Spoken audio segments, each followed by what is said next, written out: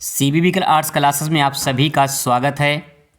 आज के इस वीडियो में गृह विज्ञान के कुछ मोस्ट इम्पॉर्टेंट क्वेश्चन कवर कराने वाले हैं। ध्यान रखेंगे आपका पूरा का पूरा जो है बुक है वो नया है, नया एनसीईआरटी पैटर्न है। तो यहाँ पे जो है आपको समझने की ज़रूरत ये है कि कौन से इम्पॉर्टेंट क्वेश्चन हैं। मैंने उन्हीं सवालों को यहाँ पे सेलेक्ट किया है जो काफ़ी इंपॉर्टेंट है। तो चलिए शुरुआत करते हैं। ध्यान रखेंगे मैं आपको साथ साथ में याद भी करवा दूंगा, तो थोड़ी सी आपको जो है यहाँ पे कॉन्सेंट्रेट करने की ज़रूरत है। एक बात और ध्यान रखें कि जो है कैसे क्वेश्चन जो है एग्ज़ाम में पूछा जाता है और किस पैटर्न से पूछा जाता है उसको समझना है। दूसरी बात ये है कि यहाँ पे मैं जो शब्द दिया है, जैसे मान लो जन पोषण से आप क्या समझती है, ये प्रश्न दिया है तो यहाँ पे एक शब्द है जन पोषण। ये जन पोषण क्या होता है, इसको अगर आप समझ जाओगे तो उसका आंसर आसानी से दे सकते हो। ठीक है, तो मैं आसान शब्दों में आपको समझाऊंगा। चलिए इसका उत्तर देखते हैं। प्रश्न यहाँ पे है कि जन पोषण से आप क्या समझती हैं। इसका उत्तर कैसे लिखेंगे आप लोग। समाज के संगठित प्रयासों द्वारा स्वास्थ्य के स्तर को उन्नत करना, पहला पॉइंट, तथा विभिन्न रोगों की रोकथाम करते हुए जीवन अवधि दो दीर्घ बनाने की कला और विज्ञान के समन्वित रूप से जन पोषण कहलाता है। यहाँ पे जो सेंटेंस लिखा गया है अगर समझ में आ गया है तो बहुत अच्छी बात है, नहीं आया है तो कोई बात नहीं, घबराना बिल्कुल नहीं है। यहाँ पे देखिए लिखा है, शब्द का जन पोषण लिखा है। जन का मतलब क्या होता है, लोग होता है। जन का मतलब लोग होता है। पोषण, पोषण मतलब अपने जीवन यापन के लिए जो भी आप पोषित करते हैं, जो भी आप उपयोग करते हैं, जो भी आप ग्रहण करते हैं, वो पोषण हो गया। तो लोग जो है जो भी पोषण करते हैं, जिस चीज़ का पोषण करते हैं, वो अपने स्वास्थ्य को जो है मद्देनज़र रखते हुए, अपने स्वास्थ्य के लाभदायक के लिए, अपने स्वास्थ्य के फायदे के लिए जिस वस्तु का सेवन करते हैं, उपयोग करते हैं, उसे कहते हैं हम जन पोषण। ठीक है, यानी मानव जो है अपने स्वास्थ्य संबंधी सुरक्षा करके जो है जब किसी जो है वस्तु का उपयोग करता है तो उसे हम जन पोषण कह सकते हैं। तो आप इसे अपने शब्दों में भी लिख सकते हो। ठीक है, आगे यहाँ पे देखिए अगला प्रश्न आपके सामने है, कुपोषण से क्या आशय है। पहले छोटे छोटे प्रश्न जो है उनको कवर करते हैं, फिर इसके बाद लॉन्ग क्वेश्चन भी कवर कर लेंगे। कुपोषण से क्या आशय है, तो यहाँ पे कुपोषण में क्या लिखेंगे, इसका उत्तर इसमें आप लिखेंगे कि सुपोषण या सामान्य पोषण के अभाव की स्थिति को कुपोषण कहा जाता है। कुपोषण की स्थिति में व्यक्ति को अपर्याप्त असंतुलित आहार प्राप्त होता है। कुपोषण के मुख्य रूप से दो प्रकार जो या रूप हो सकते हैं, एक होता अल्प, दूसरा होता अतिपोषण। ये दो प्रकार के हो सकते हैं, लेकिन आपको ध्यान में रखना है यहाँ तक आंसर, ये तो दूसरा आंसर यहाँ से निकल जाएगा। ठीक है, कुपोषण का मतलब क्या होता है, अगर मान लीजिए कोई भी बच्चा है, ठीक है, कोई भी बच्चा है, अगर इसको भोजन कम दिया जाए या फिर भोजन ना दिया जाए तो क्या इसको समस्या होगी कि नहीं होगी, समस्या होगी। अगर इसको अल्प भोजन मिले, कम भोजन मिले, इसके जो भी इच्छाएं हैं, जो इसका जो जितना कैपेसिटी है, जितना ये भोजन खा सकता है, अगर उतना भोजन इसको ना दिया जाए तो ये जो है कुपोषण की श्रेणी में चला जाएगा। तो ये बात यहाँ पे कही गई, अतिपोषण, अल्प पोषण या फिर अतिपोषण, यानी उसको कम भोजन दिया जाए या फिर जो है भोजन नामात्र का दिया जाए तो उससे हम कुपोषण की श्रेणी में रख सकते हैं। तो यहाँ पे वही बात कहा गया है कि जो है असंतुलित आहार प्राप्त होता है। दूसरी बात यह है कि अपर्याप्त जो है आहार या फिर असंतुलित आहार अगर प्राप्त होता है व्यक्ति को तो कुपोषण जो है वो उसको हो सकता है।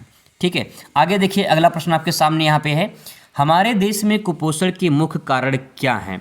हमारे देश में कुपोषण के मुख्य कारण क्या हैं, इसे आप दो तरीके से लिख सकते हो। पहला, एक तो पॉइंट की तरह लिख सकते हैं आप इसे, ठीक है। दूसरा, इसको कहानी की तरह भी आप इसे लिख सकते हो, दोनों तरीका अच्छा रहेगा। ठीक है, अगर आप इसे जो है कारण जैसे पूछा है तो आप इसे पॉइंट में लिखेंगे तो ज़्यादा बेहतर होगा। ठीक है, यहाँ पे देखिए कहानी की तरह मैंने लिखा है, इसको पॉइंट में भी निकाल सकते हैं। हमारे देश में कुपोषण या अल्पपोषण मूल या मुख्य कारण जो है वो गरीबी या साधनों की कमी है। तो पहला पॉइंट आप लिख सकते हो कि भारत देश में या हमारे देश में जो कुपोषण है इसका जो है सबसे बड़ा कारण क्या है, वो गरीबी है या साधनों की कमी है। सिंपल सी बात है, जो गरीब हैं या फिर जिनके पास संसाधन नहीं है, उनके पास जो है जब संसाधन नहीं होंगे या फिर वो गरीब होंगे तो उनकी आवश्यकताएं पूर्ति नहीं होंगी, आवश्यकताएं पूर्ति नहीं होंगी तो कुपोषण की श्रेणी में आ सकते हैं, पहला पॉइंट। दूसरा हो जाएगा, इसके अतिरिक्त कुछ अन्य कारक भी इस समस्या के लिए जिम्मेदार होते हैं, जिनमें मुख्य क्या है, मुख्य है दोषपूर्ण कृषि नीति, जनसाधारण के लिए स्वास्थ्य देखभाल संबंधी सुविधाएं, सेवाओं की कमी, सरकारी नीतियां से संबंधित कमियां, राजनीतिक इच्छा शक्ति की कमी और कुछ सामाजिक सांस्कृतिक कारक। तो कुल मिला के देखा जाए ये कई सारे पॉइंट यहाँ पे निकल कर आते हैं जो कुपोषण के कारण माने जाते हैं। आप इसमें 2-3 पॉइंट ले सकते हो आसानी से कि कुपोषण में सबसे बड़ा कारण क्या हो जाएगा, संसाधन में कमी हो जाएगी या गरीबी हो जाएगी। दूसरा हो जाएगा कि दोषपूर्ण कृषि नीति होती है जो जनसाधारण के लिए, स्वास्थ्य के लिए देखभाल मतलब अच्छे से नहीं हो पाती है। जो कृषि होती है आज की डेट में, जो कृषि में उत्पादन होते हैं उसमें रासायनिक खादों का प्रयोग ज़्यादा होता है। कम समय में ज़्यादा से ज़्यादा उत्पादन करने की लोग कोशिश करते हैं, दवाओं का छिड़काव होता है, तो उससे भी जो है समस्याएं होती हैं। ठीक है, तो ये भी कारण इसमें आप लिख सकते हो। इसके बाद देखिए अगला प्रश्न आपके सामने है, क्वेश्चन नंबर नेक्स्ट है, हमारे देश में पोषण संबंधी मुख्य समस्याएं क्या हैं। समस्याएं क्या हैं, अभी तो वहाँ कारण पूछा था, अब समस्याएं क्या हो सकती हैं लिखेंगे इसके बारे में। हमारे देश में पोषण संबंधी समस्याओं का मुख्य कारण जो है वो समाज के कुछ वर्गों में पोषक तत्वों की पर्याप्त उपलब्धता का ना होना। तो यहाँ पे ले सकते हो कि जो है हमारे देश में समस्याएं क्या हो सकती हैं, कि जो समस्या ये है कि बहुत सारे लोगों को जो है भोजन नसीब नहीं होता है। ऐसे बहुत सारे लोग हैं जो बिना खाए सो जाते हैं। तो अपर्याप्त जो उपलब्धता का भोजन है वो प्राप्त नहीं होता है, पोषक तत्व प्राप्त नहीं हो पाते हैं। इसके कारण उत्पन्न समस्याएं आती हैं जैसे कि प्रोटीन, ऊर्जा का कुपोषण, सूक्ष्म पोषक तत्वों की कमी हो जाती है। मुख्य रूप से जो है लौह तत्व जो है आयरन की कमी हो जाती है, विटामिन ए की कमी हो जाती है, आयोडीन की जो है हीनता कमी हो जाती है। तो ये जो कुछ प्रॉब्लम होते हैं शरीर में उसके कारण जो है ये प्रॉब्लम हो जाती है और फिर हो जाते हैं जो है हमारे देश में। यहाँ पे पोषण लिखा है, कुपोषण नहीं है, पोषण है। पोषण संबंधी जो है मुख्य समस्याएं क्या हैं, तो यहाँ पे जो है इसमें आप लिख सकते हो। ठीक है, अगला प्रश्न में लिख सकते हैं कि विटामिन ए की कमी से कौन कौन से रोग होते हैं। तो सभी को पता है कि रतौंधी जो है विटामिन ए की कमी से रोग होता है। ठीक है, इसके बाद आगे देखिए अगला प्रश्न। अगला प्रश्न है विभिन्न भोजन सुरक्षा कार्यक्रमों के नाम लिखिए। भोजन सुरक्षा कार्यक्रम के लिए कुछ जो है कार्यक्रम चलाए गए थे सरकार की तरफ से, जैसे आपने नाम सुना होगा अन्नपूर्णा योजना, अंत्योदय अन्न योजना, जन वितरण प्रणाली आपने सुना होगा। जैसे कि अगर गांव से आप बिलोंग करते हो तो जो है वहाँ पे आपको गांव में राशन मिलता है। ठीक है, गांव में राशन मिलता है, ये भी जो है एक भोजन सुरक्षा का, खाद्य सुरक्षा का जो है माना जाता है कि जो है इसमें जन प्रणाली के अंतर्गत ये सिस्टम आ जाएगा कि जो राशन वितरण किया जाता है वो भी खाद्य सुरक्षा के अंतर्गत आता है। ठीक है, ये भी आप ले सकते हो उसमें। आगे है नेक्स्ट प्रश्न आपके सामने है, जन स्वास्थ्य क्या है। जन स्वास्थ्य, जन मतलब क्या होता है, लोग होता है, स्वास्थ्य मतलब कि आपके हेल्थ के बारे में हो रही है, यानी आपका हेल्थ अच्छा हो उसके लिए पोषण क्या है, जन स्वास्थ्य पोषण क्या है उसके बारे में बताना है। तो जन स्वास्थ्य पोषण अध्ययन का वह क्षेत्र है जो अच्छे स्वास्थ्य को बढ़ावा देने से है। तो कहने का तात्पर्य है कि आप ऐसा जो है भोजन ग्रहण करें जिससे जो है लोगों का स्वास्थ्य अच्छा रहे। आज की डेट में जो है बहुत सारे गर्ल्स ऐसे हैं जो फास्ट फूड ज़्यादा सेवन करते हैं, चाट, चाउमीन, फुल्की, मोमोज, ये सब आप लोग को ज़्यादा पसंद होता है ना। तो इससे क्या होता है कि आपके स्वास्थ्य पर असर पड़ सकता है। तो इसको खासकर जो है विशेष का ध्यान रखना चाहिए कि हमारे पोषण के लिए जो है क्या उपयोगी है और क्या उपयोगी नहीं है। अगला सवाल आपके सामने है, टिप्पणी लिखने का आ सकता है कि लौह तत्व या आयरन की कमी से जो है रक्त जो प्रॉब्लम आती है जो है आयरन की कमी से, उसको जो है आपको बताना है। तो यहाँ पे जो है अगर ऐसा प्रश्न आपको दिखाई दे तो IDA, इसका पूरा नाम यहाँ पे दिया गया है, IDA जो है आयरन की कमी से जो है कौन कौन से जो है समस्याएं होती हैं उसके बारे में हमको यहाँ पे बताना है। तो चलिए इसको भी देख लेते हैं आंसर। लौह तत्व की कमी या फिर जो है इसको हम बोलते हैं रक्तलापता, इसको शॉर्ट फॉर्म में आप बोल सकते हो IDA। विश्व के सबसे अधिक सामान्य पोषण विकार है। यह विकसित तथा विकासशील दोनों देशों में पाया जाता है। इसके प्रति संवेदनशील वर्ग जैसे कि गर्भधारण करने वाली कम आयु की महिलाएं, किशोर बालिकाएं, गर्भवती महिलाएं और विद्यालयी आयु वाले बच्चे। लौह तत्व की कमी से रक्त जो लापलता होती है तब होती है जब शरीर में हीमोग्लोबिन का बनना काफ़ी कम हो जाता है। एक तरह से कहानी की तरह बस पढ़ लीजिए इसे। इसके परिणाम स्वरूप रक्त में हीमोग्लोबिन का स्तर कम हो जाता है। लक्षण हीमोग्लोबिन की कमी के दर पर निर्भर करते हैं। शरीर में ऑक्सीजन के पहुंचने के लिए हीमोग्लोबिन की आवश्यकता होती है। अतः हीमोग्लोबिन कम होने की स्थिति में किसी भी शारीरिक परिश्रम से सांस फूलने लगती है, थोड़े परिश्रम से जो है हाँफना, व्यक्ति को थकावट, शिकायत ये जो है होने लगती है। तो ये जो कुछ पॉइंट है आप इसमें जो है लिख सकते हो कि आयरन की कमी से जो है हमारे शरीर में अगर आयरन की कमी हो जाती है तो उसमें क्या क्या समस्याएं हो सकती हैं। ठीक है, आगे देखते हैं। अगला प्रश्न आपके सामने है, खाद्य विज्ञान से आप क्या समझती हैं? खाद्य विज्ञान से आप क्या समझती हैं? अगर ऐसा क्वेश्चन आपके एग्जाम में आता है तो इसका आंसर कैसे देंगे? खाद्य विज्ञान के बारे में बात हो रही है। ठीक है, खाद्य विज्ञान ज्ञान की एक विशिष्ट क्षेत्र है जिसके आधार पर भूत वैज्ञानिक यानी जो हमारे जो वैज्ञानिक है पास्ट के, वो वैज्ञानिक प्रकृति के विषय जैसे रसायन और भौतिक, पाक कला, कृषि विज्ञान तथा सूक्ष्म जीव विज्ञान को भी अनुप्रयोग होता है। यह एक व्यापक विषय है जिसमें फसल काटने अथवा कह सकते हैं पशुवध से लेकर भोजन पकाने, उपभोग तक खाद्य की तकनीकी पहलू सम्मिलित है। यहाँ पे बस सिंपल सी वर्ड में आपको मैं एक लाइन में अगर समझाना चाहूँ तो बस आप इतना समझ लीजिए, खाद्य विज्ञान का मतलब क्या होता है? खाद्य का मतलब जो भोजन है, जो खाने योग्य भोजन है वो खाद्य हो गया। विज्ञान का मतलब होता है कि जैसे जब इतिहास में अगर देखा जाए, जब इंसान इस दुनिया में आया था, जब मानव इस दुनिया में आया, धरती पे आया, तो पहले वो जानवर को कच्चा खाता था। ठीक है, इसके बाद धीरे धीरे पका के खाने लगा। जब उससे जानकारी हो गई तो वैज्ञानिक पद्धति का इस्तेमाल करना जो है वो खाद्य विज्ञान के अंतर्गत आता है। यानी भोजन को किस प्रकार से जो है खाना चाहिए और किस प्रकार से पकाना चाहिए, किस प्रकार से जो है उत्पादन करना चाहिए, सारी चीज़ें जो है एक खाद्य विज्ञान के अंतर्गत आएंगे। तो कह सकते हैं कि फसल बोने से लेकर काटने से लेकर जो है खाना पकाने तक, ये सारी तकनीकी जो है खाद्य विज्ञान के अंतर्गत आता है। इसमें आप इस प्रकार से लिख सकते हो। अगला प्रश्न यहाँ पे है, खाद्य संसाधन से क्या आशय है?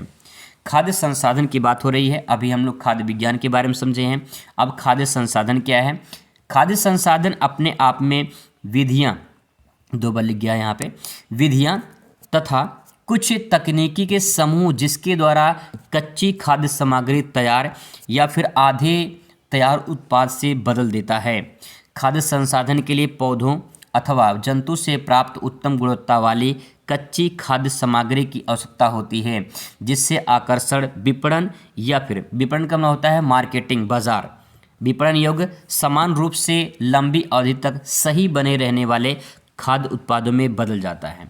यहाँ पे जो सेंटेंस लिखा गया है इसका मतलब बस आप 2 लाइन में समझ जाइए, इतना आपको जो है पचरा लिखने की ज़रूरत नहीं है, बस आप इतना समझ जाइए। खाद्य संसाधन का मतलब वो संसाधन होते हैं जो हम अपने जीवन यापन के लिए करते हैं, यानी हम अपने उपयोग के लिए करते हैं। वो खाद्य संसाधन जो खाने योग्य होते हैं वो खाद्य हो गया। संसाधन का मतलब वही संसाधन जो हम अपने जीवन यापन के लिए करते हैं। तो सारी चीज़ें इसमें आ जाएंगी। ठीक, खाद्य संसाधन में जो इंसान अपने जीवन यापन के लिए संसाधन को उत्पादन करता है उन सभी को जो है खाद्य संसाधन के नाम से जाना जाता है। तो आप इसे अपनी भाषा में भी लिख सकते हो। ये तो बात हुई किताबी भाषा। ठीक है, अब बात करते हैं अगले प्रश्न पर। अगला प्रश्न है, खाद्य प्रौद्योगिकी से क्या आशय है? खाद्य प्रौद्योगिकी यानी टेक्नोलॉजी की बात हो रही है। टेक्नोलॉजी में क्या आएगा इसका आंसर भी देखते हैं। इसका आंसर आप इस प्रकार से लिख सकते हो कि खाद्य प्रौद्योगिकी अपने आप में विज्ञान का एक क्षेत्र है। इसके अंतर्गत मुख्य रूप से 2 बातों को ध्यान में रखा जाता है। प्रथम क्या है? विभिन्न वैज्ञानिक अनुप्रयोगों से प्राप्त होने वाली ज्ञान का व्यवहार इस्तेमाल किया जाता है तथा दूसरा खाद्य उत्पादन के सरकार द्वारा निर्धारित कानूनों और नियमों का पालन किया जाता है। यहाँ पे दोस्तों बात ये हो रही है खाद्य प्रौद्योगिकी यानी टेक्नोलॉजी की बात हो रही है। पहले बात में कहा गया है कि जो है वैज्ञानिक पद्धति का अनुप्रयोग करके हमें ज्ञान व्यवहार वाले जो है इस्तेमाल करना चाहिए। तो हम कह सकते हैं कि जो हमें वैज्ञानिक पद्धति से फसल को उत्पादन करना चाहिए या फिर जो है वैज्ञानिक पद्धति से जो हमें कार्य करना चाहिए। दूसरी बात ये, खाद्य उत्पादन को सरकार के निर्धारित जो कानून होते हैं, नियमों हैं, उनका पालन करना चाहिए। ये दोनों बातें खाद्य सामग्री खाद्य प्रौद्योगिकी के अंतर्गत आती हैं। कहने का तात्पर्य है कि अगर इसको एक लाइन में समझाना चाहें तो आप बस इतना समझ जाइए कि अगर हमें किसी वस्तु का उत्पादन करना है तो हमें टेक्नोलॉजी का प्रयोग करना होगा और सरकार के द्वारा जो बताए गए नियम है उसको पालन करना होगा, वही खाद्य प्रौद्योगिकी कहलाती है। ठीक है, आगे लिख सकते हैं। यहाँ पे अगला पॉइंट है, खाद्य निर्माण से क्या आशय है? खाद्य निर्माण की अगर बात करें तो यहाँ पे इसका आंसर लिखेंगे आप लोग, संसाधित खाद्य पदार्थ का एक रूप विनिर्मित खाद्य भी है। विनिर्मित करना होता है किसी वस्तु को दोबारा बनाना।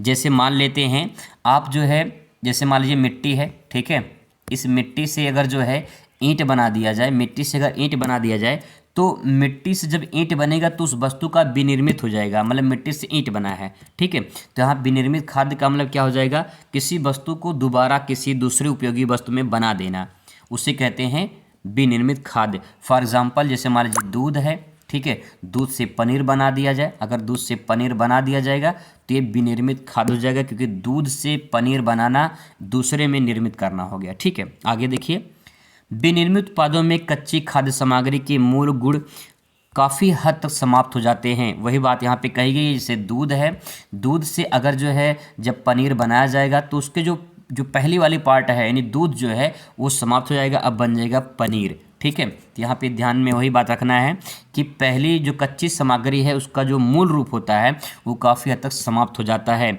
या बहुत अधिक परिवर्तित हो जाता है। इनको तैयार करने में कुछ विशेष विधियों का अपनाना होता है। घरेलू रूप से जो है नमक, शक्कर, तेल आदि कुछ रासायनिक संरक्षणों को इस्तेमाल किया जाता है।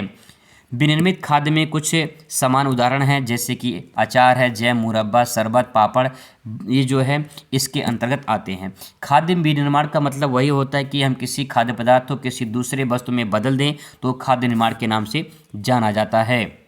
ये बात होगी इसकी। अब बात करते हैं कुछ और प्रश्न की, खाद्य सुरक्षा से आप क्या समझते हैं।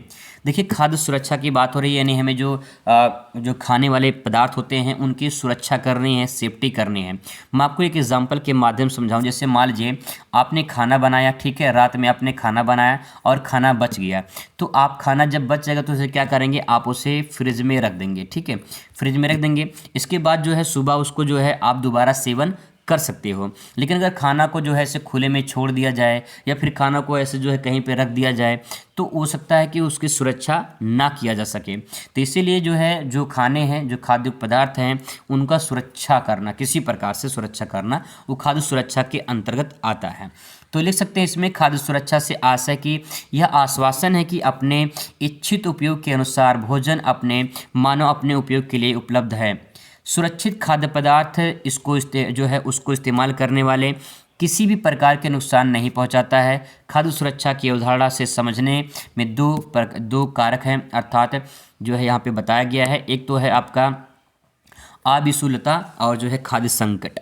मतलब ये है कि उसमें जो है किसी प्रकार का कोई भी खाद्य सुरक्षा नुकसान ना हो, जो है जैसे उसमें बहुत सारे बैक्टीरिया वगैरह लग जाती हैं वो सब ना हो, और खाद्य संकट समस्या ना हो। अगर भविष्य में जो है अगर खाद्य की कमी हो जाएगी तो भुखमरी की हालत आ जाएगी, इसीलिए हमें खाद्य की सुरक्षा करनी चाहिए, ठीक है। आगे लिख सकते हैं, अगला प्रश्न आपके सामने दिया गया है, वही प्रश्न यहाँ पे दिया गया है कि अविषालुता से क्या आशय है। तो यहाँ पे सेंटेंस थोड़ा सा अलग है, अविषालुता से क्या आशय है। तो यहाँ पे लिख सकते हो कि अविषालुता जो है आशय किसी पदार्थ के विभिन्न परिस्थितियों में किसी भी प्रकार की क्षति अथवा संकट उत्पन्न करने की क्षमता से है। तो यहाँ पे बात वो कहा गया है कि करा कि पदार्थ की विभिन्न परिस्थितियों में किसी प्रकार की क्षति मतलब नुकसान ना हो या फिर संकट उत्पन्न ना हो, तो ऐसी क्षमता को हम अविषालुता कहते हैं। थोड़ा सेंटेंस अजीब गरीब है, ठीक है। आगे है कि खाद्य पदार्थ के संदर्भ में संकट या खतरे के सापेक्षित संभावना हो सकती है जब पदार्थ को किसी प्रस्तावित तरीके या मात्रा में प्रयुक्त ना किए जाए तो उसके उपयोग से जो है क्षति हो सकती है। कहने का तात्पर्य ये है कि जैसे मान लीजिए चावल जो है बना है रात में और वो जो है बच गया है, तो आप उसे जो है सुबह रख देंगे, ठीक है। सुबह रखने के बाद जो है चावल फिर उससे भून कर जो है फिर से उसे जो है आप कन्वर्ट करके खा सकते हैं, तो इसे हम विषुलता कह सकते हैं, ठीक है। यही बात यहाँ पे कहा गया है। आगे है खाद्य संकट को समझाइए। खाद्य संकट जब हमारे ऊपर जो है भोजन की कमी हो जाए तो उसे खाद्य संकट के नाम से जाना जाएगा। इसके बारे में आप इस प्रकार से लिख सकते हो कि खाद्य संकट या खतरे से आशय की सापेक्षिक संभावना से है जब किसी भी पदार्थ को उसके प्रस्तावित तरीके या मात्रा में प्रयुक्त किया जाए तो उसके फलस्वरूप क्षति हो सकती है। कहने का तात्पर्य ये दोस्तों कि जो खाद्य संकट है, अगर ज़्यादातर अंधाधुन अगर भोजन का उपयोग किया जाए, उन सामग्री का उपयोग किया जाए जो हमारे पास कम है, तो जाहिर सी बात संकट जो है आना ही आना है।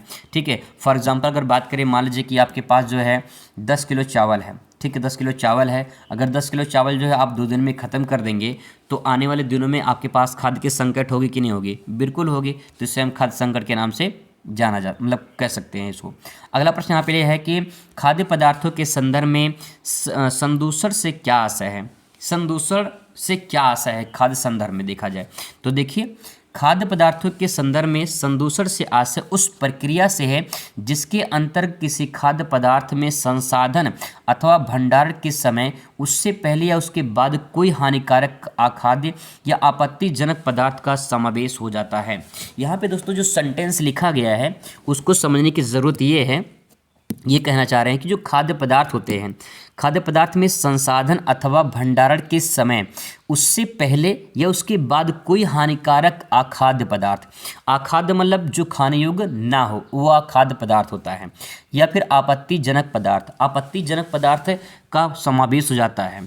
तो उससे हम कह सकते हैं जैसे कई पदार्थ रासायनिक, सूक्ष्म जीव और जो है तनुकारी पदार्थ हो सकते हैं। खाद्य पदार्थ के संदर्भ में संदूषण का मतलब ये होता है कि खाद्य पदार्थ को नुकसान ना हो किसी प्रकार से, जिसमें सूक्ष्म जीव जैसे कि बहुत सारे बैक्टीरिया, कीड़े मकोड़े ये सब आ जाते हैं, उससे संबंधित ये प्रश्न है।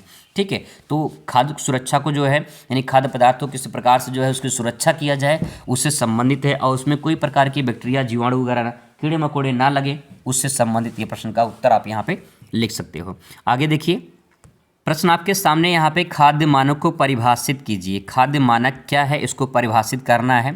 देखिए क्या उत्तर लिखेंगे, खाद्य मानक वे नियम व निर्देश होते हैं जो सरकार या संबंधित एजेंसी द्वारा निर्धारित होते हैं। तो खाद्य नियम जैसे मान लीजिए भोजन बनाना है तो 10 लोग को बनाना है। ठीक है, आपको भोजन बनाना है, 10 लोग को बनाना है। अब आपके पास एक मानक है, मानक मतलब एक आंकड़ा है कि 10 लोग को भोजन जो है बनाना है।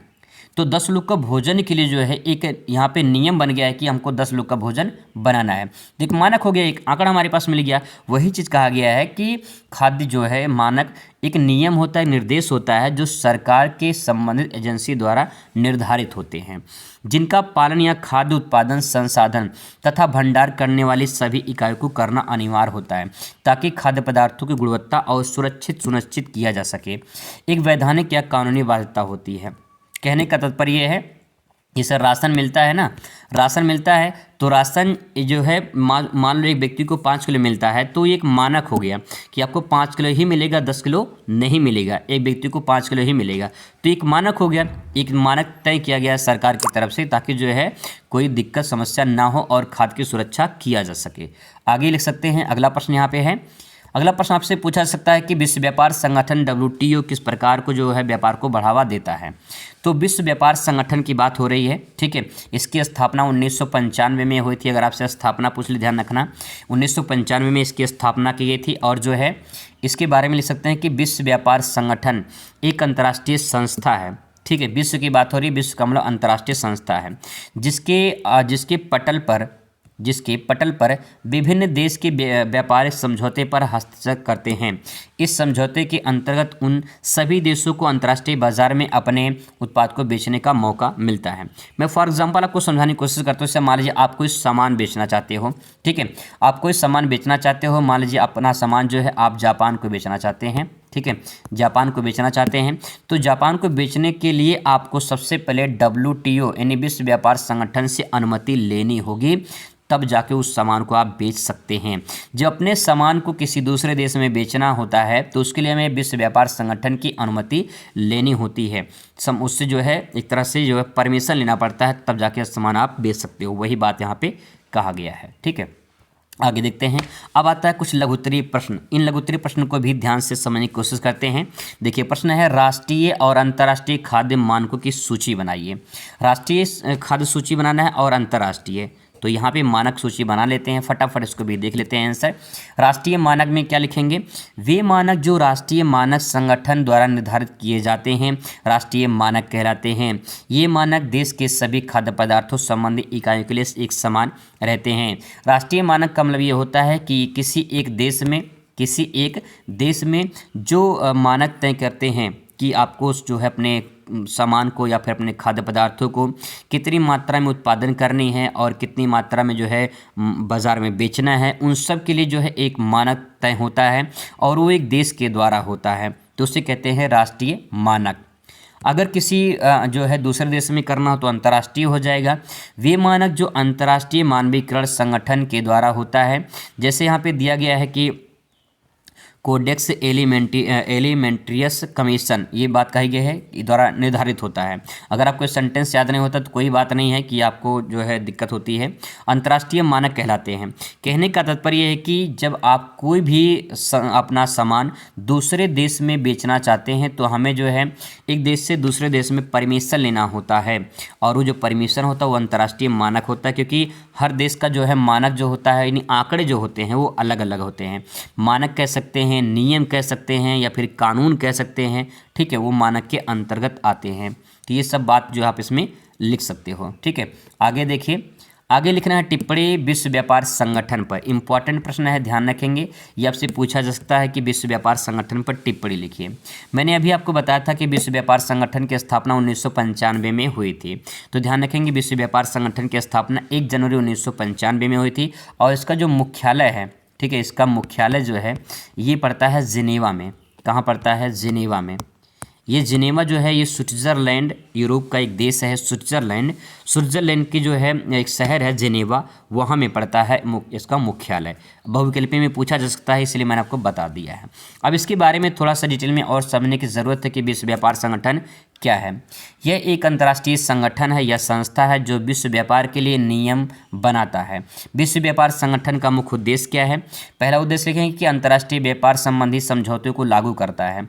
अगर मैंने वही बताया था किसी देश से दूसरे देश में अगर व्यापार करना है तो आपको विश्व व्यापार संगठन के नियमों को पालन करना होगा, ठीक है। दूसरा पॉइंट है किसी भी प्रकार के अंतर्राष्ट्रीय व्यापार संबंधी विवाद को सुलझाना।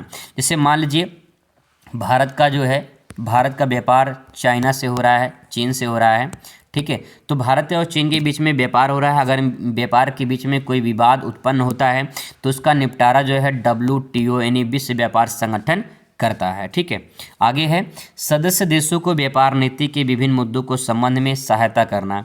जो WTO ने विश्व व्यापार संगठन के सदस्य बन जाते हैं उनको संबंध में जो है ये WTO सहायता प्रदान करता है। तो ये कुछ मुख्य उद्देश्य थे और उसके बारे में छोटी सी यहाँ पे टिप्पणी थी, तो आप इसे अच्छे से लिख सकते हो, कोई दिक्कत नहीं होगा। अब बात करते हैं कुछ और चैप्टर के कुछ और इम्पोर्टेंट प्रश्न पे। प्रश्न आपके सामने कि सहसा अवस्था का अर्थ या फिर उसकी मुख्य विशेषताएं बताइए। तो देखिए सहसावस्था क्या होता है, सभी को अच्छे से पता होगा। सहसावस्था जन्म के 3 वर्ष तक माना जाता है।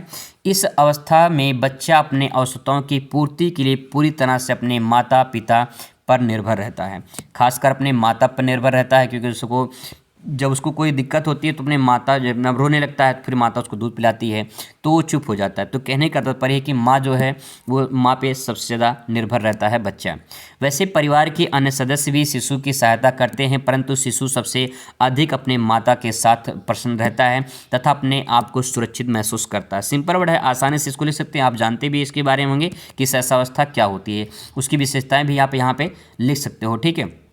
आगे देखिए, अगला है कि लगभग एक वर्ष आयु की बच्चे की मुख्य प्रवृत्ति बताइए।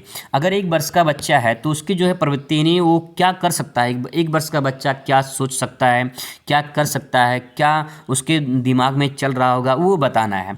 तो लगभग 1 वर्ष का बच्चा, छोटा बच्चा माँ अथवा देखभाल करने वाले दूसरे व्यक्ति से चिपका रहता है और हर स्थान पर उसके पीछे जाता है। अधिकांश मामलों में यह व्यवहार जल्दी ही छूट जाता है क्योंकि बच्चे में यह समझने की क्षमता विकसित होती है, क्योंकि माँ के दूसरे कमरे में चले जाने पर वो लुप्त नहीं हो जाएगी। तो इसका बात दोस्तों ये कहने का तात्पर्य ये है कि 1 वर्ष का बच्चा जो है वो क्या कर सकता है, उसकी मुख्य प्रवृत्ति की है, ये क्या भावनाएं इसके अंदर आ सकती हैं, ये जो है बात आप आराम से लिख सकते हो, बनाकर भी लिख सकते हो, कोई दिक्कत नहीं होगा। आगे है लगभग 3 वर्ष की आयु के बच्चे की मुख्य प्रवृत्ति क्या है। 3 वर्ष के बच्चे की जो है मुख्य प्रवृत्ति क्या होती है, वो क्या सोच सकता है, मतलब क्या बोल सकता है, क्या कर सकता है। लगभग 3 वर्ष की आयु के बच्चे जो है गतिविधियों में बढ़ने लगती हैं, अनुभव में वृद्धि होने लगती है। वैसे इस अवस्था में जो है बच्चा केवल औपचारिक या छोटी सामूहिक गतिविधियों की ही सरलता से कर पाता है।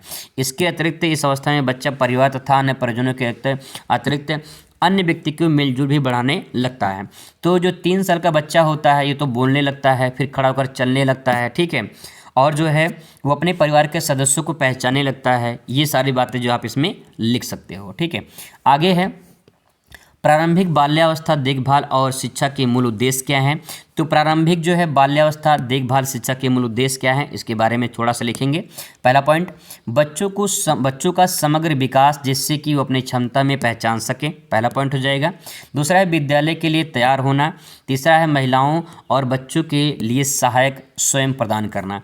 तो जो है बाल्यावस्था में देखभाल और शिक्षा का मूल उद्देश्य क्या है, इसके बारे में आपको यहाँ पे बताना है। सिंपल है, आसानी से उसको भी समझ सकते हो। अगला पॉइंट है कि शिशु देखभाल केंद्र क्या होता है और यह केंद्र कौन सा सेवा प्रदान करता है। शिशु देखभाल जो है केंद्र के बारे में बात हो रही है। तो शिशु देखभाल केंद्र के अंतर्गत जो है ये एक संस्थागत व्यवस्था होती है जिसमें विशेष रूप से शिशुओं और छोटे बच्चों को घर से देखभाल करने वाले अनुपस्थिति में वैकल्पिक देखभाल के लिए बनाया गया है। कहने का तात्पर्य ये है कि जैसे कि बहुत सारे ऐसे बच्चे होते हैं जिनके देखभाल माता पिता नहीं कर सकते हैं, तो उनको जो है शिशु देखभाल केंद्र में रखा जाता है और उनके जो है वहाँ पे देखभाल की जाती है। तो आप इस सेंटेंस को बनाकर भी ले सकते हैं, कोई दिक्कत नहीं होगा इसमें, ठीक है।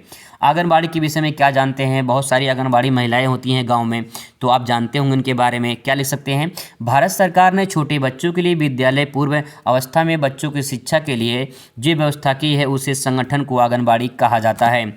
अगर आपके गाँव में प्राथमिक विद्यालय होंगे तो प्राथमिक विद्यालय में आंगनबाड़ी महिलाएँ होती हैं, ठीक है। आंगनबाड़ी जो महिलाएं होती हैं वो बच्चों का देखभाल करती हैं, छोटे बच्चों को जो है छोटी छोटी चीज़ें जो हैं नाटक के द्वारा, कला के द्वारा, चित्र के द्वारा जो है बच्चों को थोड़ा बहुत कुछ समझाती हैं। आंगनबाड़ी देश में शहरी और ग्रामीण दोनों में ही कार्य करती हैं। सभी आंगनबाड़ी समेकित जो है बाल विकास सेवाओं के अंतर्गत कार्य करती हैं। कहने का तात्पर्य है कि आप जो है आंगनबाड़ी हैं, आंगनबाड़ी के बारे में आप इसमें आराम से लिख सकते हो कि आंगनबाड़ी जो महिलाएँ होती हैं वो बच्चों का देखभाल करती हैं। और विद्यालय जो उसमें जो प्राइमरी पाठशाला होते हैं उसमें लोगों को जो है बच्चों को जो है अपने जो है कुछ सिखाती हैं खेल के माध्यम से, नाटक के माध्यम से, चित्र के माध्यम से। तो ये सब बातें जो है आप इसे लिख सकते हो। अगला है बाल केंद्रित उपागम से क्या अभिप्राय है। प्रश्न आपके सामने है, उत्तर देखते हैं। बच्चों को उनकी रुचि, प्रवृत्ति तथा क्षमता व मानसिक स्थिति को ध्यान में रखकर जो शिक्षा प्रदान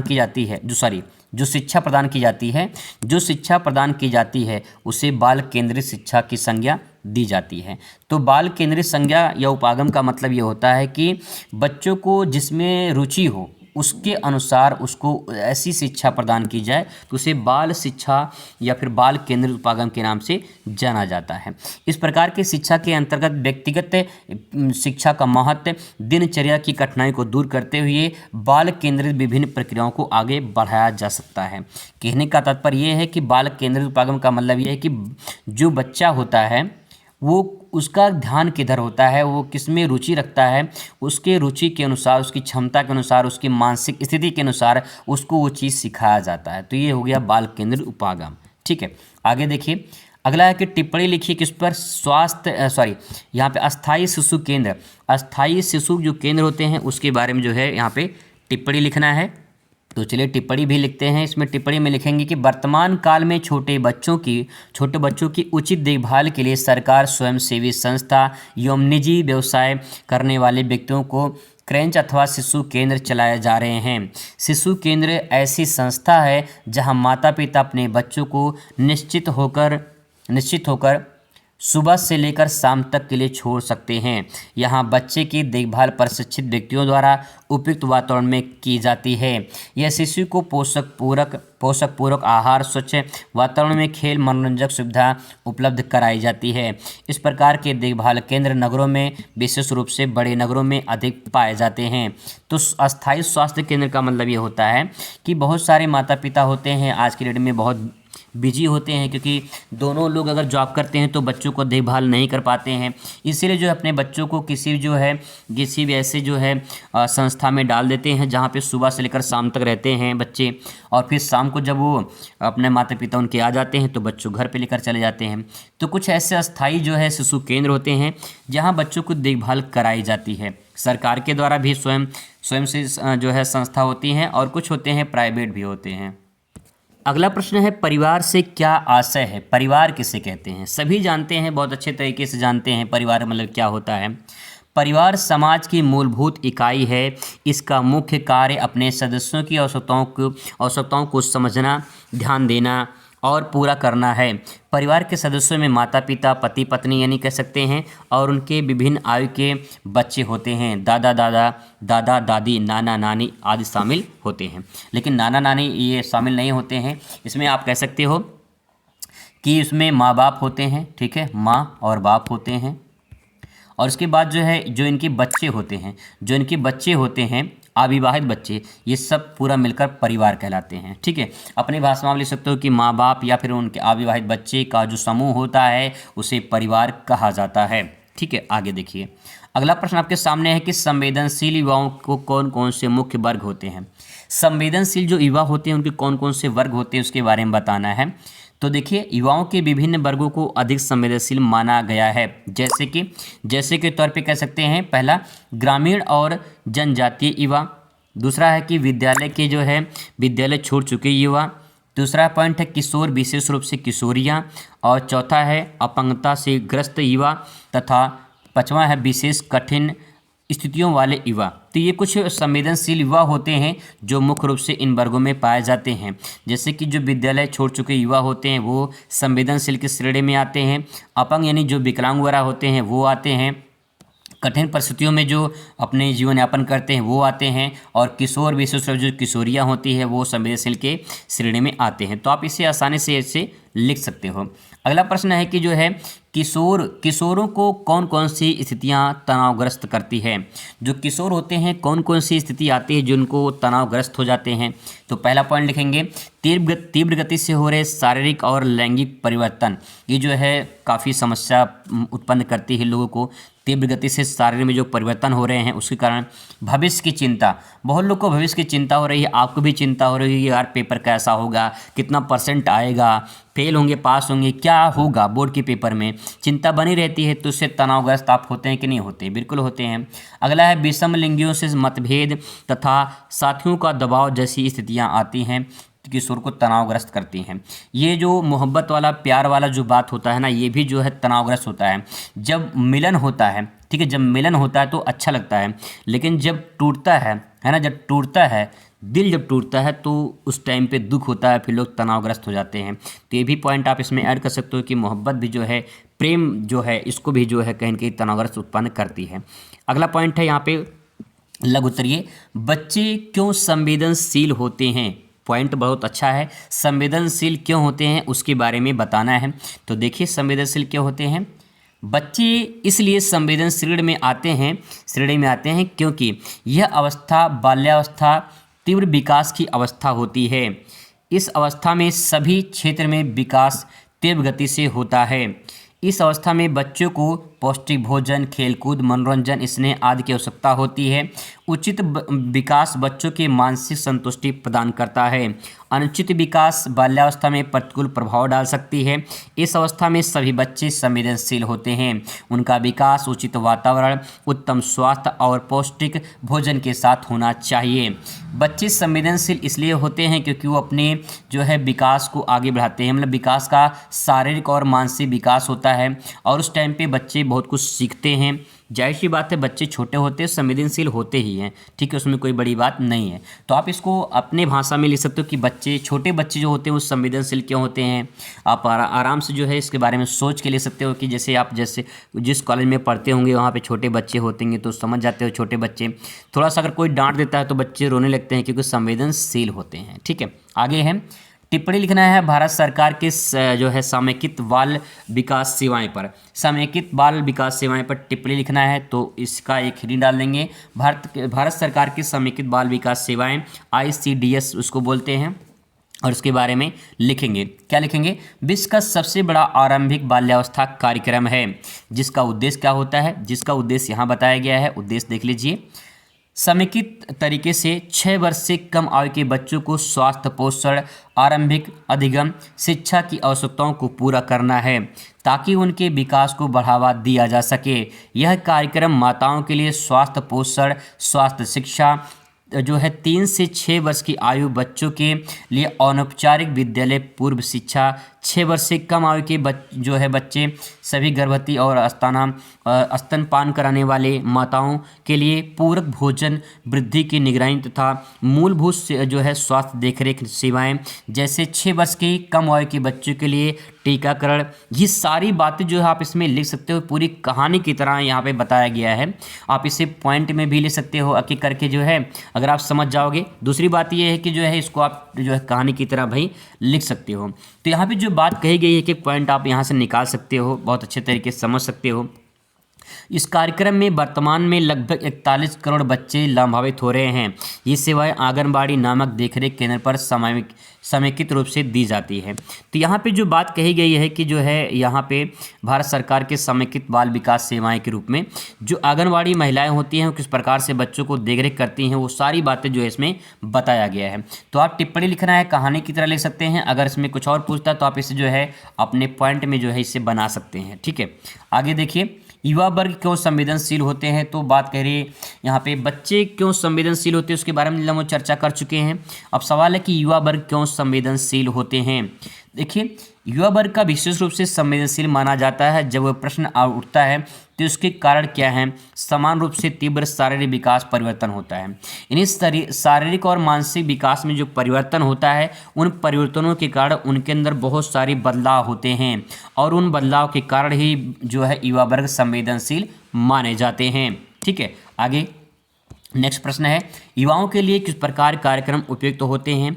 तो जो युवा होते हैं उनके लिए जो कार्यक्रम उपयुक्त कराए जाते हैं कुछ इस प्रकार से, यहाँ पे इसका प्रश्न का उत्तर है, क्योंकि अति लघु है तो क्वेश्चन थोड़ा सा लंबा होगा। देखिए, पहला पॉइंट यहाँ पे लिखा गया है, ऐसे कार्यक्रम जिनके द्वारा उचित शिक्षा प्रशिक्षण प्राप्त कर सके ताकि कोई लाभदायक रोजगार प्राप्त कर सके। युवाओं को किस प्रकार का कार्यक्रम दिया जाए, किस प्रकार का कार्यक्रम चलाया जाए ताकि जो है वो अपना विकास कर सके, अपना जो है जीवन यापन अच्छे से कर सके।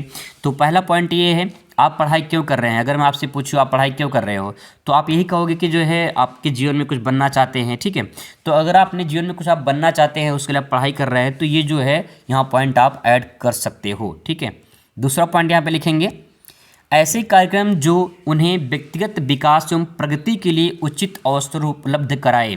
तो ऐसे कार्यक्रम चलाए जाएं या फिर जो है चलाए जा रहे हैं जिससे जो है व्यक्तिगत विकास और प्रगति के लिए जो है उचित अवसर प्राप्त कर सके।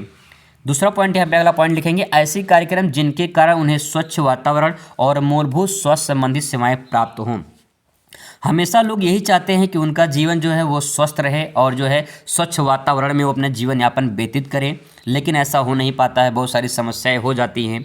तो यहाँ पे ध्यान रखने की ज़रूरत ये है कि लोग हमेशा ही चाहते हैं कि स्वच्छ वातावरण में और जो है अच्छे माहौल में उनका जीवन व्यतीत हो। अगला पॉइंट ले सकते हैं, ऐसे कार्यक्रम जो उन्हें किसी प्रकार का शोषण से सुरक्षा प्रदान कर सके। देखिए, मैं आपको सिंपल वर्ड में कहना चाहूँगा कि जो है अगर आप ऐसे माहौल में रहना चाहोगे जहाँ पे वहाँ पे लोग अच्छे हों, वहाँ के लोग अच्छा व्यवहार करते हों, वहाँ पे राजनीति अच्छी होती हो, वहाँ के लोग जो है पढ़ने लिखने वाले हों, वहाँ पे गलत माहौल वाले ना हो, तो ये सारी बातें जो आप इसमें ऐड कर सकते हो। ठीक है, ऐसे कार्यक्रम जो उनकी युवाओं से संबंधी मुद्दों निर्णय लेने के लिए भागीदारी सुनिश्चित कर सके। जैसे कि बहुत सारे युवा होते हैं, डिसीजन लेते हैं कि हमें क्या करना है, क्या नहीं करना है, क्या सही है, क्या गलत है। तो ऐसे जो कार्यक्रम हैं वो चलाने जाना चाहिए ताकि जो है वो अपने सही डिसीजन ले सकें, आप सही निर्णय ले सको। ठीक है, अगला पॉइंट है कि ऐसे कार्यक्रम जो उन्हें खेल, शारीरिक शिक्षा, साहसी और मनोरंजन अवसर उपलब्ध कराएं। जैसे आपका विद्यालय है, आपके विद्यालय में अगर जो है खेल वगैरह जो है या फील्ड वगैरह ना हो खेलने के लिए, तो हो सकता है कि आपको उतना अच्छा ना लगे। जो अन्य कार्यक्रम होते हैं, अगर कार्यक्रम ना हो, कोई मनोरंजन वाला प्रोग्राम ना हो, तो आपको उतना अच्छा नहीं लगेगा। लेकिन किसी दूसरे स्कूल में अगर प्रोग्राम होते हैं, अच्छे कार्यक्रम होते हैं, लोग टूर पे जाते हैं, तो वहाँ पे अच्छा लगेगा और आप यही सोचोगे कि जो है आप वहाँ पे जो है जाना पसंद करोगे। तो कहने का तात्पर्य कि ऐसे कार्यक्रम जो है युवाओं के लिए चलाने जाने चाहिए। तो जो है पॉइंट जो आप इसमें लिख सकते हो। अगला प्रश्न है कि वृद्धजन जो है संवेदनशील क्यों होते हैं।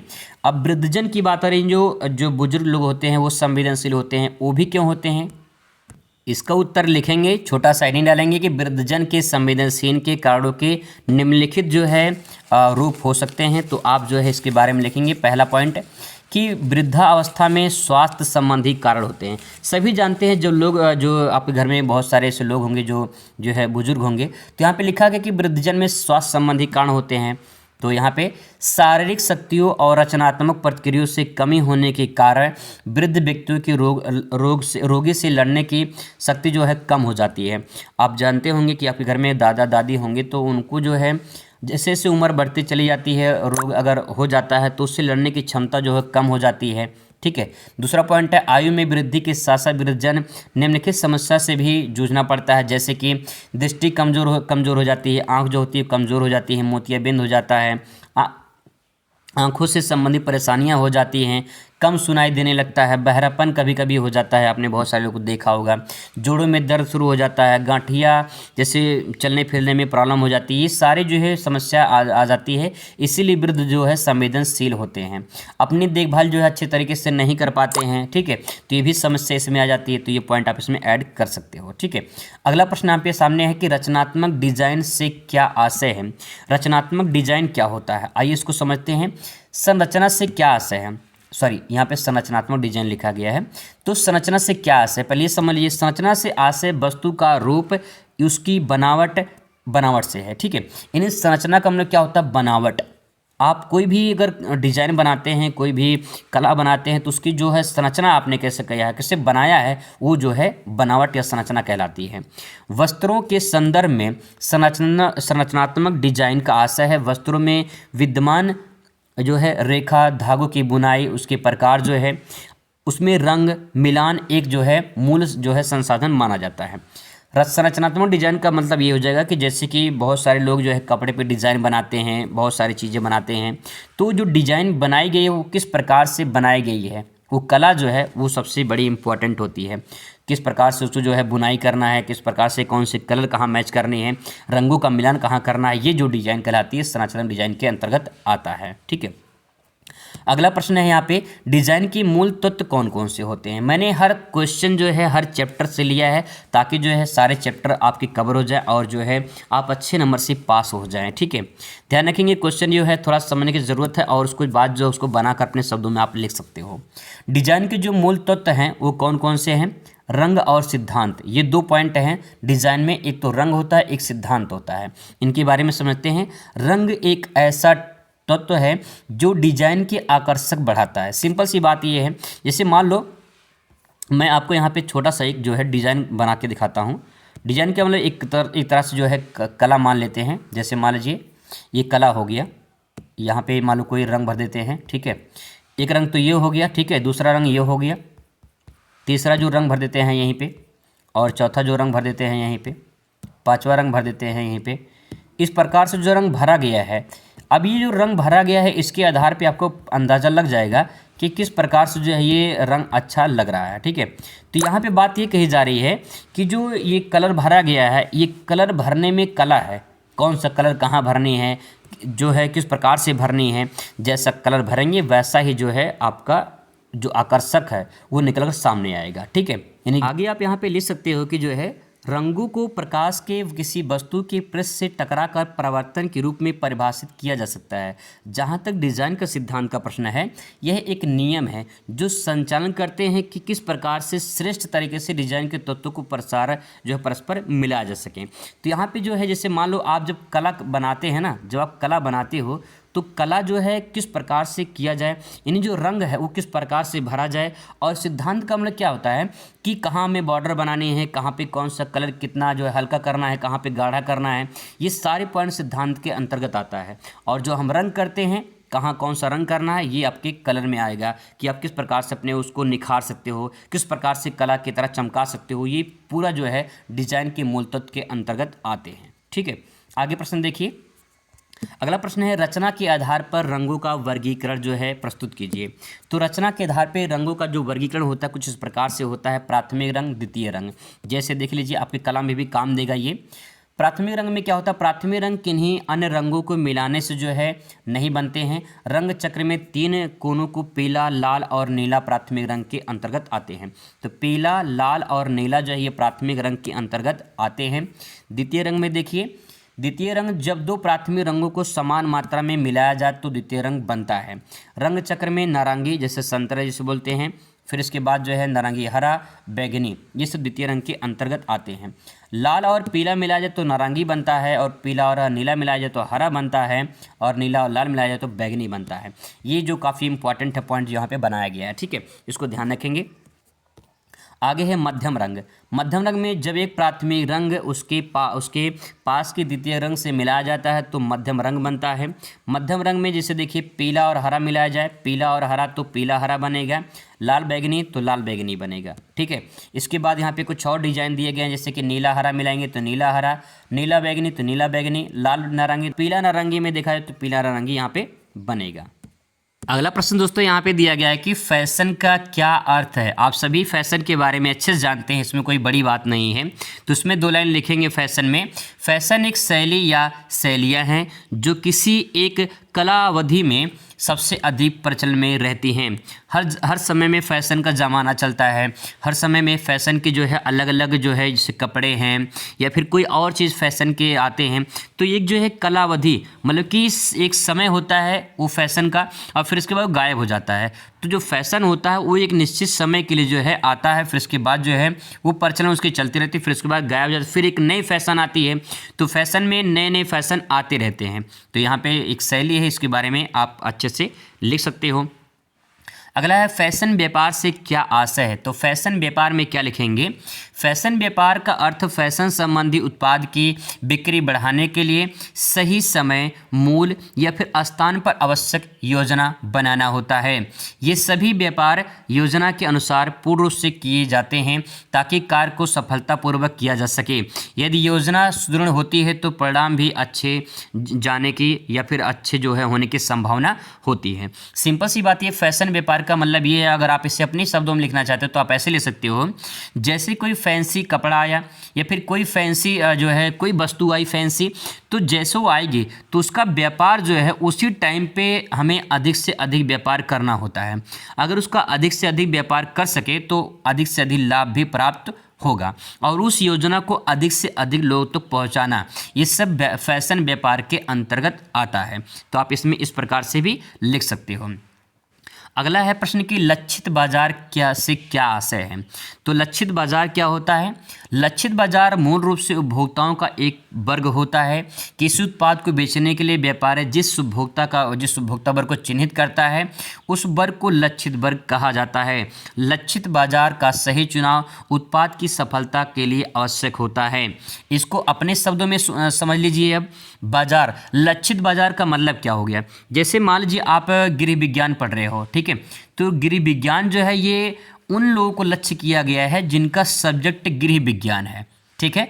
अगर जिनका सब्जेक्ट गृह विज्ञान नहीं हो तो वो नहीं पढ़ेंगे। इसका मतलब ये है कि जो वीडियो है ये उन्हीं लोगों को फ़ायदा करेगा जिनका सब्जेक्ट गृह विज्ञान है। तो किसी प्रॉपर लोगों को लक्ष्य किया गया है कि भैया जो है ये आप ही सबके लिए वीडियो बनाया जा रहा है। इसका मतलब ये है कि जो यहाँ पे उपभोक्ता की बात कही जा रही है वो ऐसे उपभोक्ता की बात कही जा रही है जो कुछ न कुछ उनके तक ही वस्तु पहुँचे, ठीक है, सबके पास ना पहुँचे, क्योंकि वो ज़रूरत उनकी नहीं है, ऐसे इसमें है, ठीक है। आगे देखिए, आगे है कि किसी प्रचलित फैशन स्टोर के मुख्य विभागों का नाम लिखिए। तो प्रचलित फैशन जो स्टोर होते हैं जैसे व्यापारिक विभाग होता है, विक्रय व संवर्धन विभाग होता है, वित्त नियंत्रण विभाग होता है, परिचालन विभाग होता है, कार्मिक या शाखा स्टोर विभाग होता है। तो आप ऐसे भी ले सकते हो कि प्रचलित फैशन स्टोर के विभाग जो होते हैं, जैसे कि जहाँ पैसा जो लोग, कुछ लोग इस दुकान पर जाओगे, कुछ लोग सिर्फ पैसा लेने वाले होते हैं, ठीक है, मतलब एक आदमी होगा सिर्फ पैसा इकट्ठा करेगा, एक आदमी होगा कपड़ा दिखाने वाला होगा, ठीक है, एक आदमी होगा जो है सिर्फ जो है मार्केटिंग करने वाला, सामान जो है बाहर से लाता होगा। तो इस प्रकार से जो है उनके विभाग बटे होते हैं। तो फैशन स्टोर में इस प्रकार से लिख सकते हो। अगला है कि दृश्य व्यापार डिज़ाइन का क्या कार्य करते हैं। तो दृश्य व्यापार डिज़ाइन में लिखेंगे, दृश्य व्यापार डिज़ाइन मुख्य रूप से शो केस में, प्रदर्शन दुकानों में, व्यवस्था के आकर्षक प्रचार वाक्यों की रचना है। कपड़ों को रखने की व्यवस्था, पुतलों के आकर्षक ढंग से सजाने और प्रदर्शन व विज्ञापन अभियानों के नेतृत्व करने के लिए उत्तरदायी होते हैं। कहने का तात्पर्य है दृश्य मतलब क्या होता है, देखना। व्यापार मतलब क्या होता है, बिजनेस करने के लिए डिज़ाइन। कुछ ऐसे जैसे आप दुकान पे जाओगे तो बहुत सारे वहाँ पे पुतले होते हैं, उनको कपड़े पहनाकर, साड़ी पहनाकर, अलग अलग लहंगे पहनाकर वहाँ पे दुकान के बाहर रखे होते हैं। तो लोग जैसे जाते हैं तो वहाँ पे आकर्षक हो जाते हैं देखकर, फिर कहते हैं ना यहाँ जो है यहाँ पे अच्छा है, यहाँ चलते हैं। तो जो शोबाजी होती है दुकान के बाहर पुतलों को खड़ा करके जो साड़ी वगैरह पहनाई जाती है, वो दृश्य व्यापार डिज़ाइन के नाम से जानी जाती है। यही पॉइंट यहाँ पे कहना चाह रहा है। ठीक है, आगे देखिए, फैशन डिज़ाइन का क्या कार्य करते हैं। फैशन डिज़ाइन के क्या कार्य करते हैं, बहुत सारे लोग होते हैं जो अलग अलग फैशन के डिज़ाइन बनाते रहते हैं। ठीक है, तो वो फैशन डिज़ाइन के अंतर्गत आएगा। फैशन डिज़ाइन के रूप में कार्य करने वाले डिज़ाइनर कपड़ों और परिधानों को नवीन शैली से संबंधित रचना का विशिष्ट कार्य करते हैं। कुछ डिज़ाइनर लोकप्रिय फैशन डिज़ाइन के साथ कार्य करते हैं, जबकि अन्य अपना स्वयं का फैशन काम करते हैं। तो कहने का तात्पर्य कि फैशन डिज़ाइन, देखिए ध्यान रखिए, कुछ ऐसे होते हैं जिसे आप अपने भाषा में भी लिख सकते हो, समझ जाओगे तो आप आसानी से लिख जाओगे। ठीक है, तो फैशन डिज़ाइन का मतलब क्या होता है, बहुत सारे ऐसे लोग डिज़ाइन बनाते हैं अलग अलग प्रकार के। तो अलग अलग प्रकार के जो डिज़ाइन बनाते हैं वो फैशन के अनुसार बनाते हैं। तो कहने का तात्पर्य ये है कि कुछ लोग ऐसे होते हैं जो अलग अलग प्रकार के डिज़ाइन बनाते हैं कपड़ों पे या फिर अन्य चीज़ों पे बनाते हैं, क्योंकि डिज़ाइन सिर्फ कपड़ों पे नहीं होती है, बहुत सारी डिज़ाइन अलग अलग चीज़ों में भी होती है। ठीक है, घर की भी डिज़ाइन होती है, कपड़ों में डिज़ाइन होती है, और भी चीज़ों में डिज़ाइन होती है, सजावट की डिज़ाइन होती है। तो इस प्रकार से जो डिज़ाइन बनाई जाती है वो फैशन डिज़ाइन के अंतर्गत आती है। अगला है लघुत्तरीय प्रश्न, यहाँ पे देखेंगे, फैशन चक्र को जो है चित्र के माध्यम से दर्शाइए। ये प्रश्न इंपॉर्टेंट है, अच्छे से देख लीजिए कि जो है फैशन चक्र जो है वो चित्र के माध्यम से दर्शाना है। जिस तरीके से फैशन बदलता है उससे सामान्यतः फैशन चक्र के रूप में जाना जाता है, क्योंकि फैशन बदलता है, आप सभी जानते हैं, आज फैशन कुछ है, कल कुछ हो जाएगा, कल कुछ हो जाएगा, तो इस प्रकार से बदलता रहता है। वह समय या जीवन काल जिसमें एक फैशन अस्तित्व में रहता है अथवा प्रवेश में रहकर प्रचलन से बाहर होने तक जो है वह निम्नलिखित 5 स्तरों में जो है गति करता है।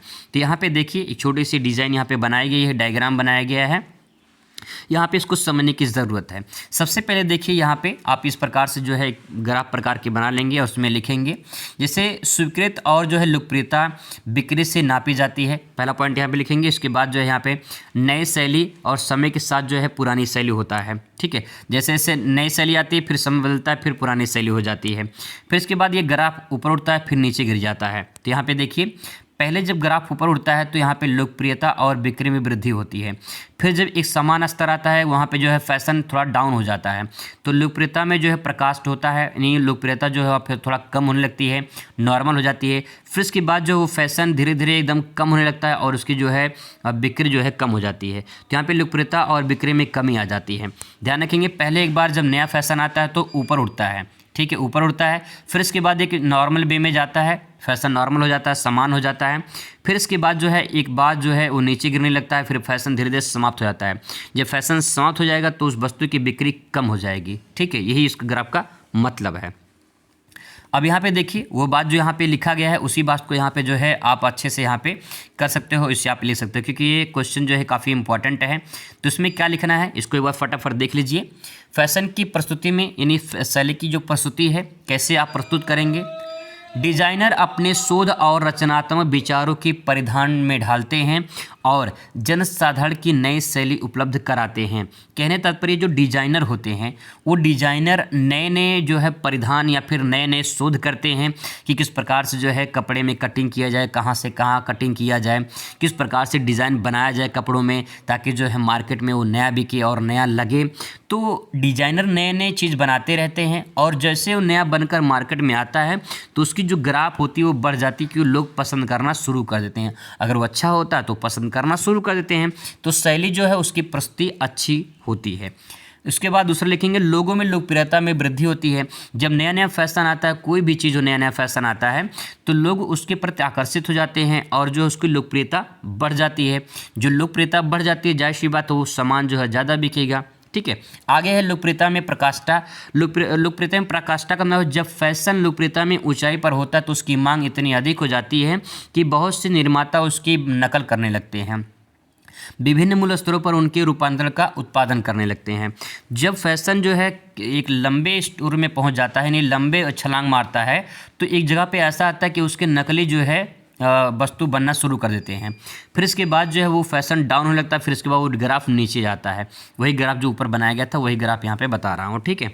इसके बाद जब लोकप्रियता कम हो जाती है तो उस ग्राफ जो है उसकी वस्तु की बिक्री कम हो जाती है और फिर फैशन धीरे धीरे कम होता चला जाता है। अगला है शैली का प्रत्याग और अप्रचलन।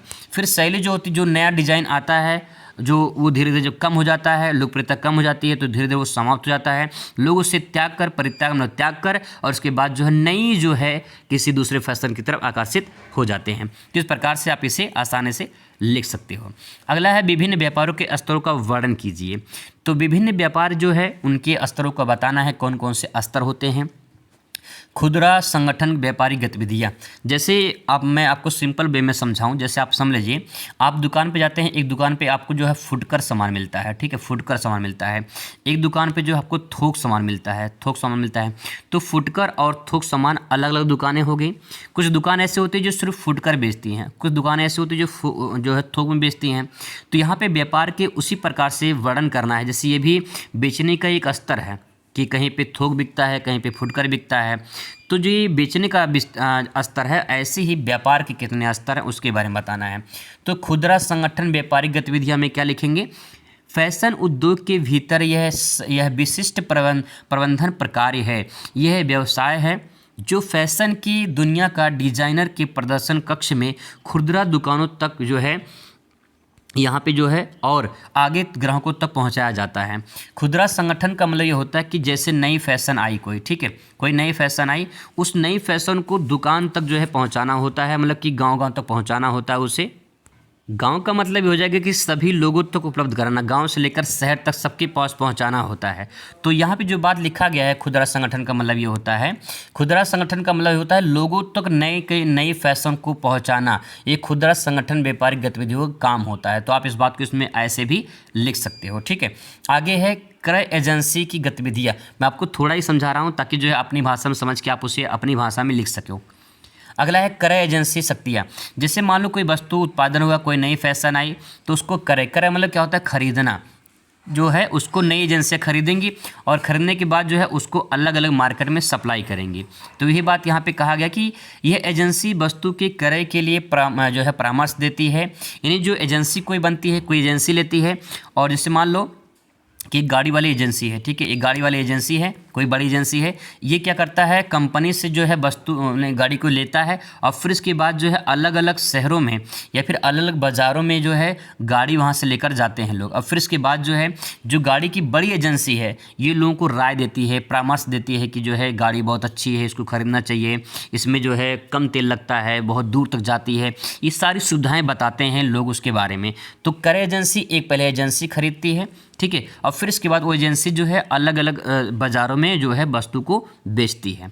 जैसे मान लो एक कंपनी है, ठीक है, एक कंपनी है, ये कंपनी किसी वस्तु को उत्पादन की, फिर इसके बाद वो एजेंसी के पास जाएगी, एक एजेंसी कोई बड़ी एजेंसी होगी उसके पास जाएगी। एजेंसी के पास जाने के बाद फिर इसके बाद जो है फुटकर दुकान वाले वहाँ से लेकर जाएंगे और फिर जो है अपने छोटे बाज़ारों में जो उसे बेचेंगे, तब जाके कस्टमर के पास पहुँचेगा, उपभोक्ता के पास पहुँचेगा।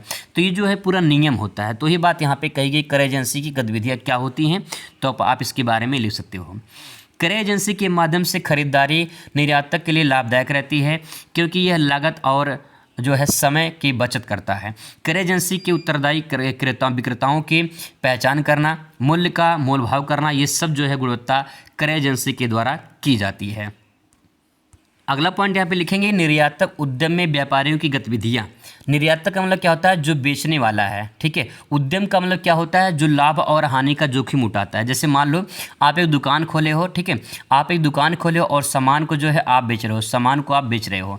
अगर सामान नहीं बिका, घाटा हो गया, तो कौन सहेगा, आप जो दुकान खोला है, जो दुकान खोला है वही सहेगा। अगर वो बिक गया, ठीक है, अगर उसको लाभ हुआ तो लाभ कौन प्राप्त करेगा, जो दुकान खोला है। और अगर घाटा हुआ तो घाटा कौन सहेगा? जो दुकान खोला है। इसका मतलब ये होता है उद्यम का मतलब कि जो लाभ और हानि का जोखिम उठाता है, और निर्यातक मतलब कुछ जो वस्तु को बेच रहा है, तो उसके बारे में यहाँ पे लिखना है।